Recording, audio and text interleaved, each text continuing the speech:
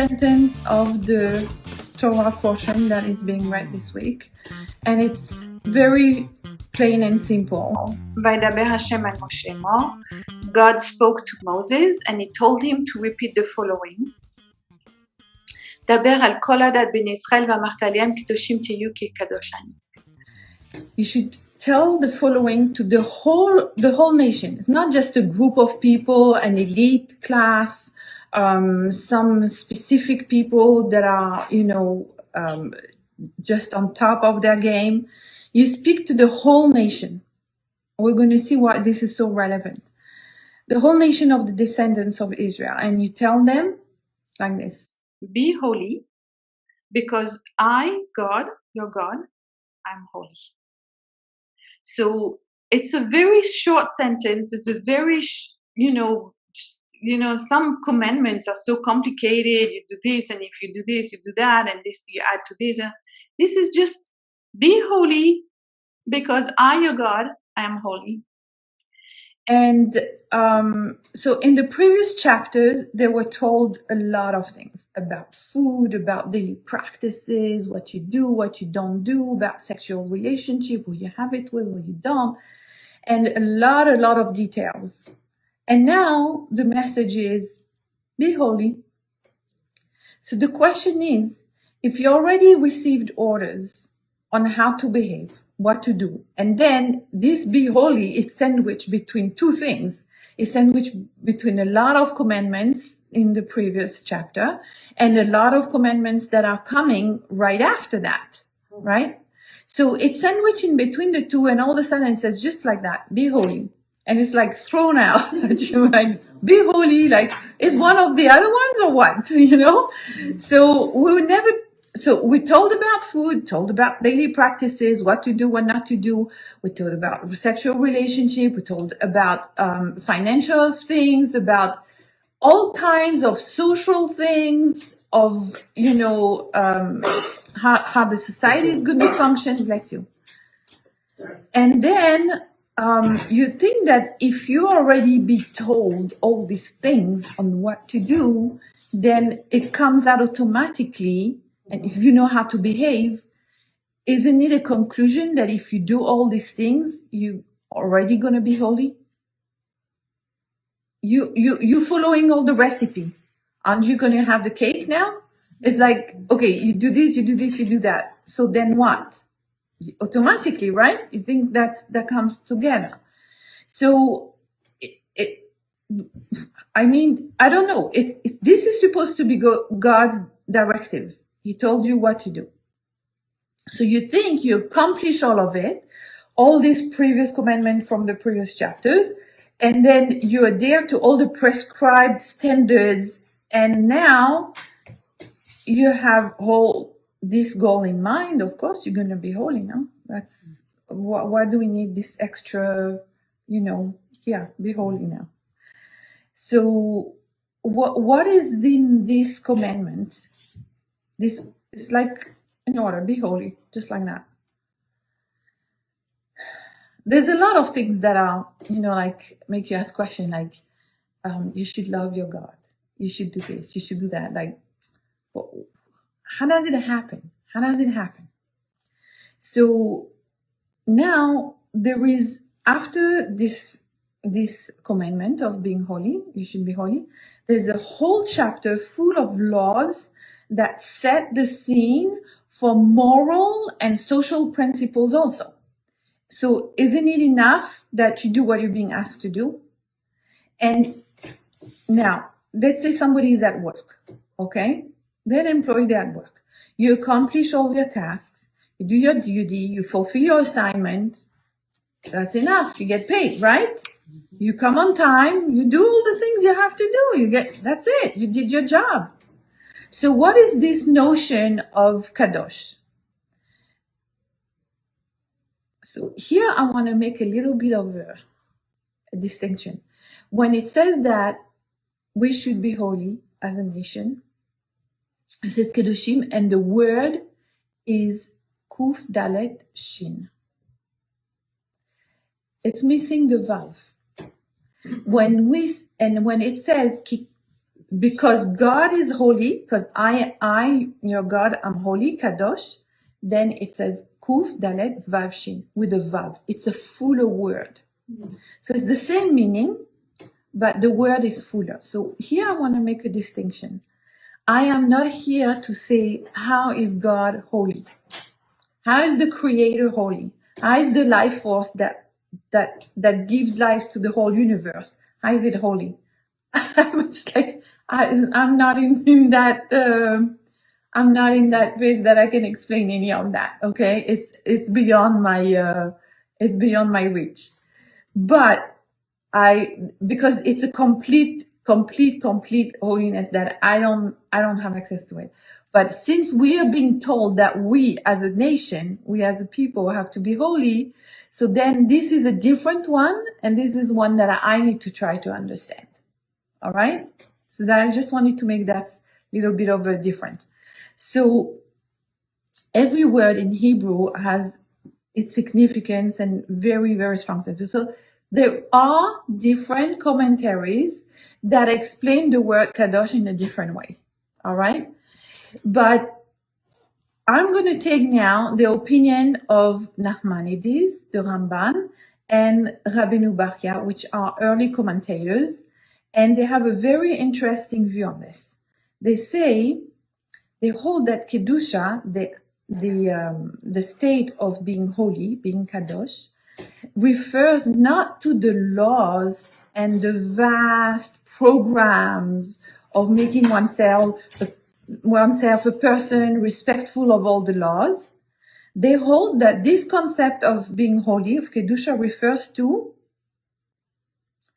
that while a person is compliant with all the commandments and with all their moral duties, their relationship duties, their relationship vis-a-vis themselves, vis-a-vis others, vis-a-vis their creator, even if they do all the things that are being asked to do,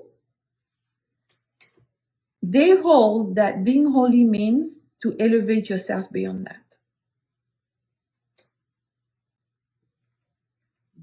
Why?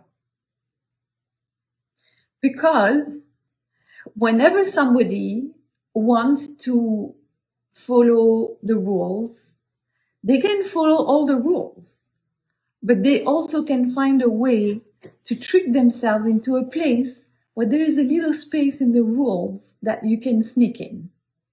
All right? It's like if you think about taxes, okay? So the people that are, people pay their taxes, corporations pay their taxes, and they have laws and everything, but how come they pay less than other people? Because they know the loophole. They know how to get around certain things. It's not that they broke the law. They followed all the rules. But nevertheless, they found a way that they're not going to do exactly what is intended to do. All right? So this is the same thing. A person can say, well, I'm eating only the foods that are prescribed to be allowed. I'm not eating, things that Jewish religion forbids, like pork or whatever. I'm not doing that. But the way they eat it, or when they eat it, or how much they eat it, it creates a thing that is contrary to the ideal. And so that is the reason why Nachmanides and Rabbeinu Bachya said, it's not enough to just follow the rules. It's not enough to just do what you're supposed to be doing. You also have to do with the spirit of the law. And the spirit of the law is this little sentence that says, Kedoshim, you should be holy. All right? So let's take an example, because we have to bring it in a way that we really understand. Let's say a person is at work. He does his job. He gets there on time. His supervisor had nothing to reproach him. And then you think he's a great employee and he's well deserving his salary, or even if he should get a raise because he's doing a good job. And that's where it stops, right? So now there is such a concept in the business world, that you have to show your worth. And it doesn't have to do with doing your assignment. Like, it used to be, like, you had the secretary and you gave her something to type and she typed it and she put it on your desk and she was done. And if she wanted to read a magazine next to it, that was fine because her job was done, right? Now the next level in the business world is not like that. Is that you have to be a fan of the company's ideals. The company has value. Like now, the company, if you don't have a mission statement, then your profile is worthless. You have to have a mission statement. What is your goal? What is your what motivates you? You have to really put some juice into it. It's not just like, okay, we're a company and we recycle trash. No, you got to be a company, and you are so caring about the earth, and you want to leave this place a better place. And so you're going to now have this whole enterprise that is going to collect from all the huge companies that are wasting everything and trashing everything. You're going to collect from them, and now you're going to make a place, the world a better place. And that's the company's mission. And so if you work at that company, it's not enough you go there, you park your car, you go, you do your job, you go home. No, you have to figure out ways. You have to be involved into it.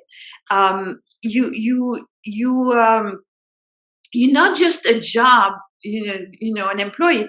You are a partner in enterprise. You are part of the culture. You think, you create, you come up with ideas.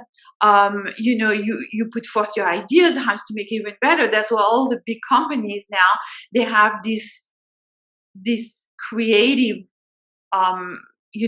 spaces where you go in there and they want you to go in there and relax. And why do you need to go there and relax? I mean, you pay by the hour because they want you to feel that what can you do to get even better? You get a better person, you work better, you accomplish the mission of the company better. And in other words, you're imbued with the company's value and it's part of who you are, right? And now they rate which company are the best company to work for, right? Because it's not enough to just work. It's not enough to work. You got to feel like, yeah, this is what my mission is in life. I want to work part of, spreading the word, influencing people, whatever it is. Sometimes it's good, sometimes it's bad, but whatever it is. So, in fact, you're not a paid worker when you think like that. You advance the company's goal. And now you are very deep into it.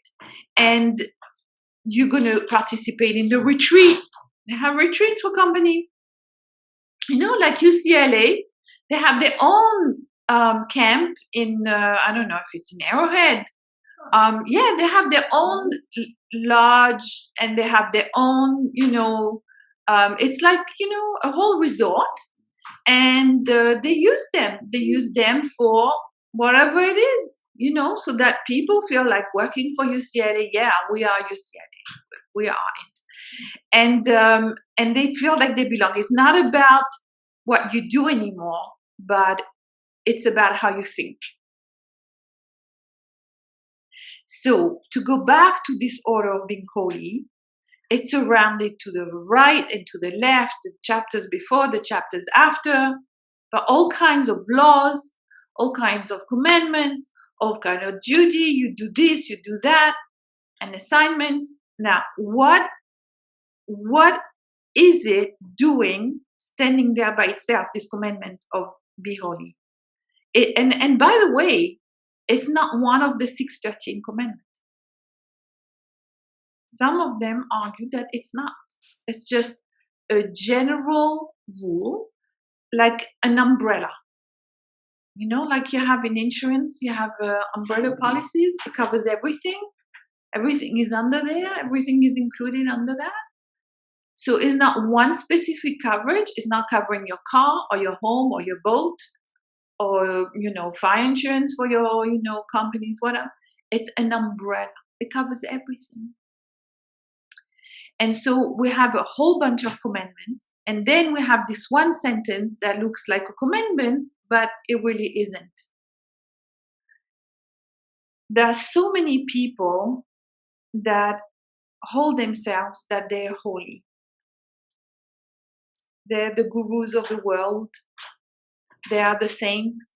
They are the mystics. They are the philosophers. They are the great people that people look up to. They have had great encounters with the divine, and they have reached sublime heights of spiritual practice. Now, we read the story in the Tractate of Chagiga of 4 rabbis. You know the story of the 4 rabbis that were extremely learned, very sincere people, and people that entered the secret domain of the greatest depths. Like you'd say, they entered paradise. What happened to them? There were 4 of them: Ben Azai, Ben Zoma, Rabbi Elisha ben Avuya, and Rabbi Akiva. So out of the 4 people, you know that they were all great masters of outstanding authority, each one in their own right.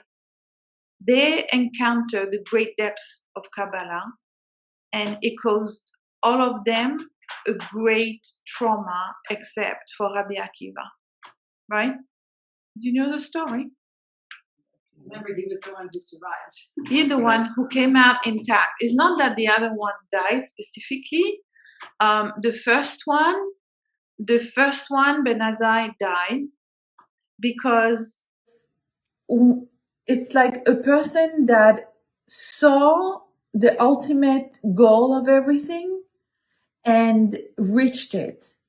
And now he doesn't want to get back to the regular level. Why should he? There are some people like that, and I've heard of other people that they've reached a place where they feel completely that their body doesn't matter anymore.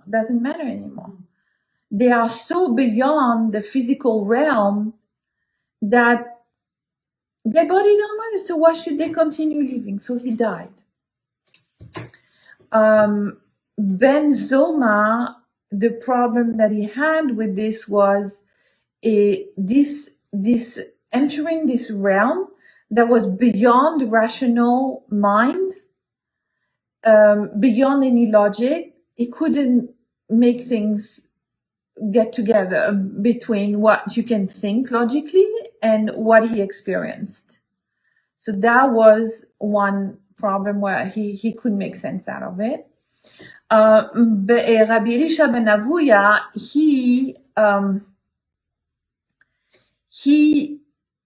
he saw how an elevated perspective, it can be so high that he didn't understand why we need to do things anymore.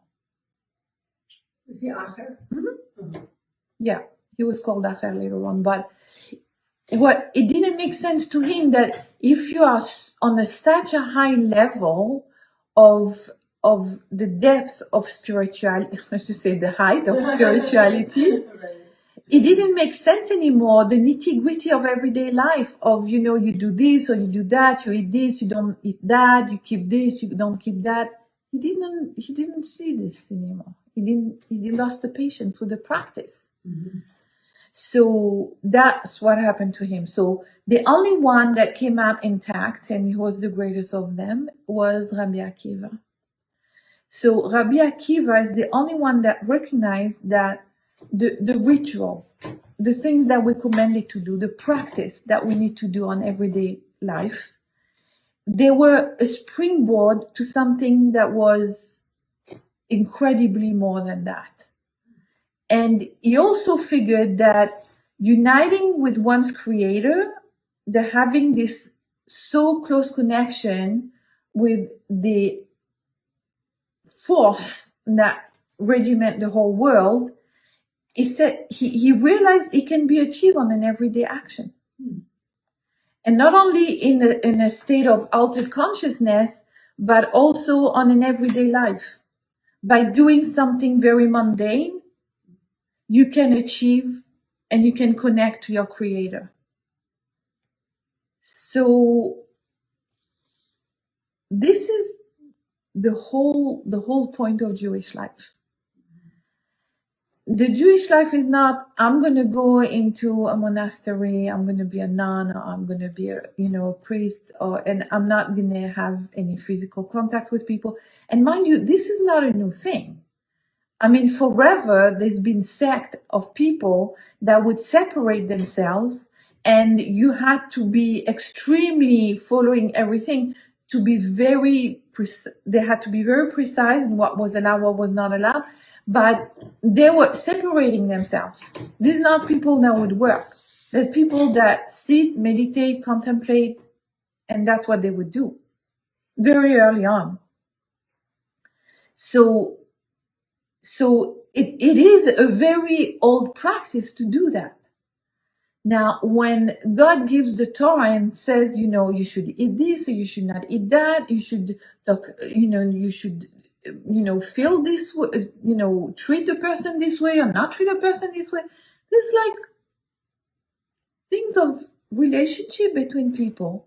Everyday things of, I'm eating something or I'm not eating something. Or, associating with this kind of people, not this kind of people. Or, business things. If you take something from someone or you steal, so this is how much you pay back.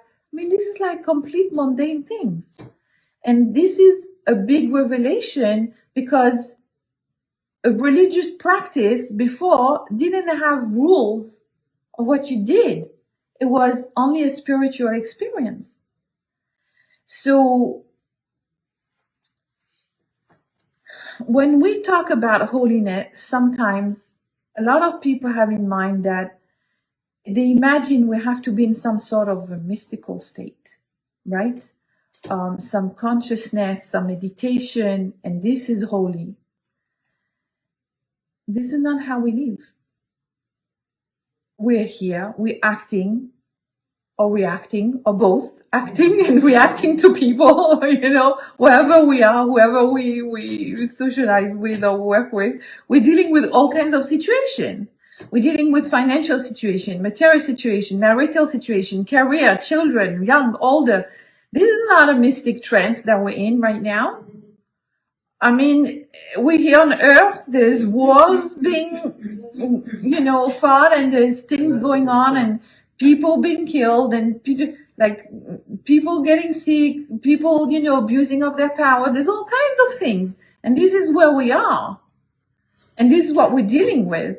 So with all the craziness, politics and the media, and even if you had enough of all of this, okay, let's say you have enough of this, you said, okay, I'm going to go somewhere else. I'm going to go all the way out in a farm. You still have to milk your cow to get your drink, right? You see, even you go, this toy is the same. You got to do something. So where's this holiness, this specific state of holiness come from? Like, what do you see holiness? So I really like the translation of Rabbi Manis Friedman that he has for this word kadosh. Let's see. He talks like this. He says, the world has a creator, okay? And at the same time that there's a creation, it has a purpose, because you don't do something for nothing, all right? So yet we see on a daily basis, what we experience on a daily basis, it doesn't always allow the creation as we see it, the way we interact with our world. It doesn't always make that it's obvious that there's a creation, a creator. It's not obvious. So somebody could say today, well, how come there's this person? He was such a great person. Everybody loved him.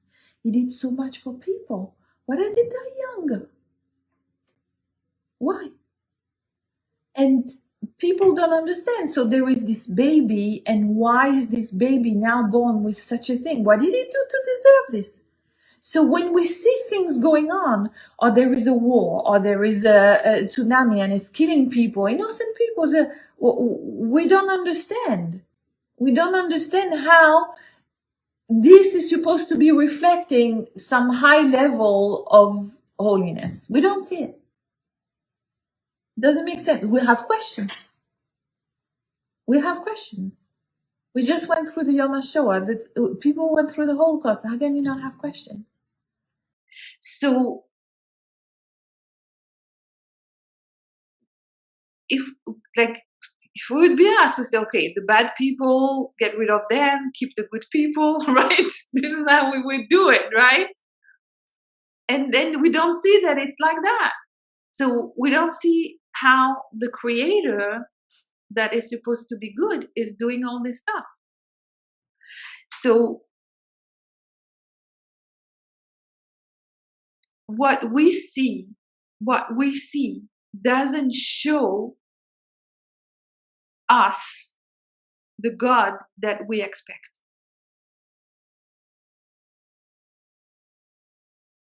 There's a lack of connection. And it's confusing because there's no visible connection between the world we imagine in its perfection and the existence of the Creator. And that's a problem. That's a lack of transparency. We don't see the sense into it. And so we have an inner compass that tells us about what should be, and then we think good people should be rewarded, and then we see, oh, it didn't happen. So when we see that, there's a lack of transparency. We don't see the Creator through its creation. We don't see through what's going on. We don't see that there is a Creator as we imagine a Creator to be, something that is good. So when things don't match like that,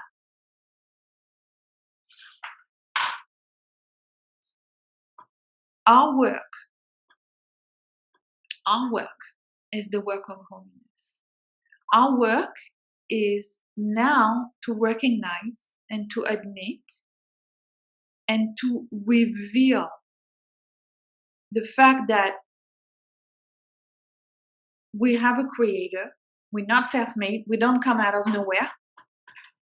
And holiness is when it's obvious that we're not just us, but that we have a purpose and that we live for a higher goal. So now, how do we do that?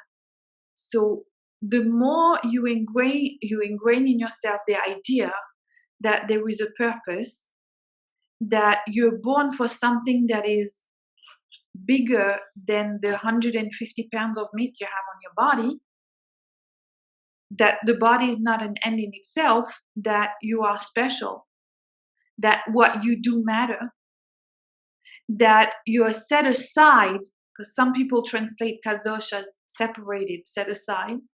So you're set aside in all of the universe. There's only one person like you. And there'll never be another one like you.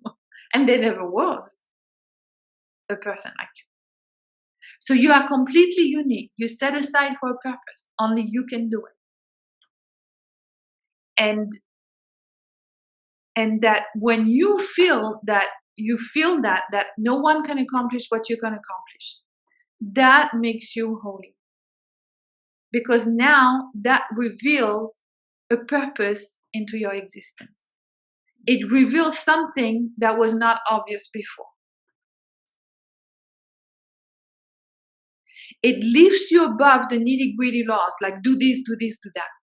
It gives you a higher level of commitment. Just like, you're in the company and you work now, you want, improve the company, not just do your job. Now you know that your goal is to reveal something that is not revealed. That's holiness. When things are, when the moral standards or the moral ideals of the creations are not being revealed, that creates dichotomy. It's like everybody says, while good people suffer and bad people have it good, that creates a dichotomy. That doesn't cling well with us. When we reveal the purpose that we created for, that's called holiness. And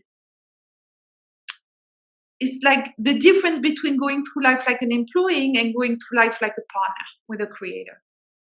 So the question arises now, how do we get in touch with our purpose? Because we're branded as special. Every person is special. If you calculate the probability for a person to be born, it is so unlikely that you say, oh my goodness, I was born. This is unbelievable. Chances are so infinitesimal small, so small that it's unbelievable that you're alive.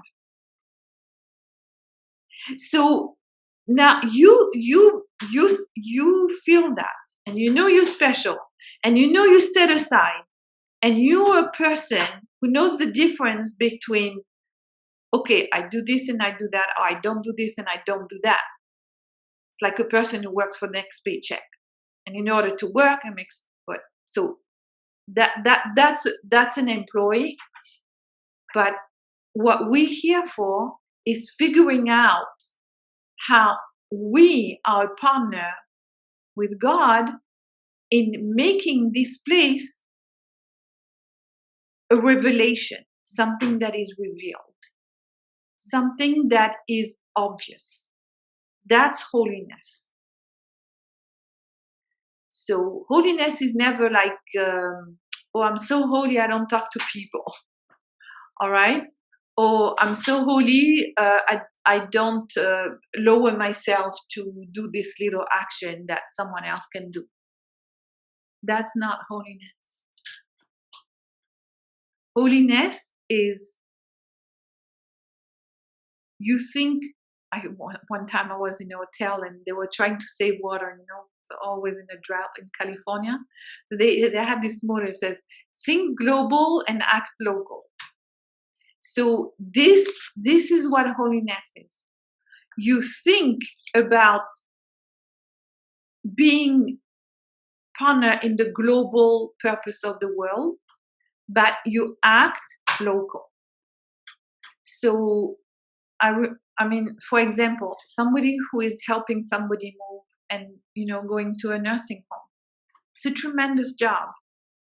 And like when Joe Rosensky was doing it for our friend Norman, it is such an incredible job. So nobody knows about it. But this is the action that is holy. This is helping someone when nobody else could help. Or somebody goes to the psychiatric ward in the hospital and visits someone who is not allowed to have visitors except a certain time or whatever, and she manages to go and bring comfort to that person who is stuck there. That's very holy, because you are doing something with the purpose of creating goodness. And when I'm thinking about Rabbi Zecharia Wallerstein, he saw that there was a great need, for example, for the girls to have a place, outside in the country where they don't have contact with all the craziness going on in the city and so forth. And the only place that he found was very far away in Utah. And he set up a ranch for the girls. And then he said, you have to have kosher food. And then he would go there and keep going there and ask about people, the girls that are there. And he helped so many people, and he was available day and night for people, day and night. I'm so sorry. I On don't his know phone. what happened to him. He passed away. When? And then today was the I'm burial. sorry. Yeah, Today was the burial. Kabura. Yeah. But what I'm saying is, he was young. 68. Oh, 68. What I'm trying to say is that you think that being holy, some people have this concept, being holy means to be separated and having these lofty thoughts and this and that. But holiness is bringing goodness down here on a very practical, physical level, because we are made out of a body and a soul. If we were supposed to be, just thinking and meditating all day long, what do we need a body for? Right? A lot of them have bodies because Right. they just praise God all day. Right. Yeah. Angels don't have a body. They don't need one. So, but we have a body. It means we need it. It's created for a reason. So we need to use it. If we're given it, it means it has a purpose. And the interaction with people is a tremendous place for having that kind of visibility of God, I should call it. Because when you see somebody who is so good, you think to yourself, there's goodness. The world is not a lost place. I have faith in the world, Things are going to be all right if we have this kind of people. And I have to say, it doesn't have to be a person that only that person who does so many good things. So you think this is a very holy person because you see how much goodness that person did. Let's say a person is usually not behaving so good. But he happens to pass by, he stopped, and in a restaurant, he came out, and here there was somebody, and a person right there, and he didn't have money for food or whatever. So he gave him his leftover little package of food, whatever. That is also.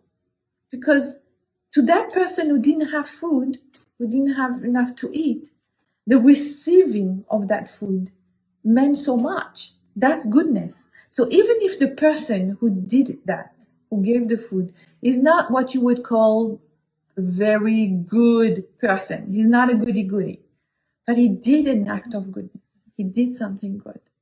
That brought something to the world. And a lot of people think that this idea of doing good and thinking good thoughts is only up in the air, somewhere in the realm. And now they have found that even the water that we drink any water anywhere, absorbs what is going on in that place. I've seen people, I don't want to say who, but I've seen people, they go to election, they give in water, and they they cover the water. They cover the water because whatever is in that room, the water is going to absorb it. Like what? Like anything and everything. So they want to protect themselves from absorbing that kind of vibration, so they cover the water. But we also do that. For example, we don't leave the water uncovered at night. Because there's things going on that are not so constructive, I say, whatever you want to call it. And so therefore we cover it, right? So everything that we do has an effect, and our job is not only to make it visible and also to see it. Two things. Our job is to make this relationship between the creation and the creator visible, and also to see it. So we have a two-sword job, I would call it, has a double-edged sword. One is to see it, to see God in everything. It's a job. It's a lifetime of a job. And the second part is to make it visible. To make it so that other people can see, oh, this good happened. Through that person, I saw something good happen. And that creates the bond of, I should say, that erase the opaque film, the opaque filter that is between what is and what is intended to be. So all of these can be very lofty ideas, but to go back down to earth is that everything that we do, we infuse it with the company spirit. All right? So that's the goal. Everything that we do, and I tell people, I remember hearing this and it really made a very strong impression on me. Somebody is a nurse, let's say. So they can do their job of being a nurse as, look, I'm being paid. As soon as it's time, I'm leaving because that's it. I'm putting my hours and I'm going. So what did they do? They change the patient, they give the patient medication, they monitor the patient, they help the patient, they clean the patient, whatever they did, right? Now another person comes in and does the exact same thing. It's also another nurse. She does the exact same gestures.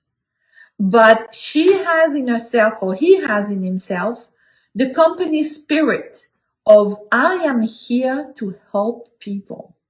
I am here to be kind. I am here to make this place a better place. And all of a sudden, instead of being an employee and having a paid job, all of a sudden now they're partner. They're partner in the creation. So if you, let's say, you go and make sure that everybody is safe and secure in the city, you can do it as, okay, I'm doing an assignment, let's go over there, let's go over here, okay, now I'm finished, let's go home, done. Or you can say, when I do this, I'm preventing other people being abused at their job. I'm preventing other people getting hurt or dying. I am making this place a better place. And so all of a sudden, instead of being paid by the hour, every single step you're taking, every drive, every note, everything you're doing, it takes another dimension. and this is what being holy means. It means attaching yourself to the purpose of the Creator when He created the world. He created the world so that we don't see Him. Pretty obvious, right? Okay? It's like the teenagers. They think they're created out of nowhere. You know, they don't have parents. They exist on their own. So that's what some people think, right? But if you know where you're coming from, if you know your source, if you're grateful, if you are grateful for the opportunity to be alive, if you're grateful for the opportunity to serve, if you're grateful for the opportunity, all of what life has to offer, and you appreciate it, and you make it obvious that you realize where it's coming from, that's called being holy. So it's a little bit of a different interpretation than what people think holiness is, right? But it is definitely the Jewish way of thinking about it. Any question? If there is any question, we'll take questions.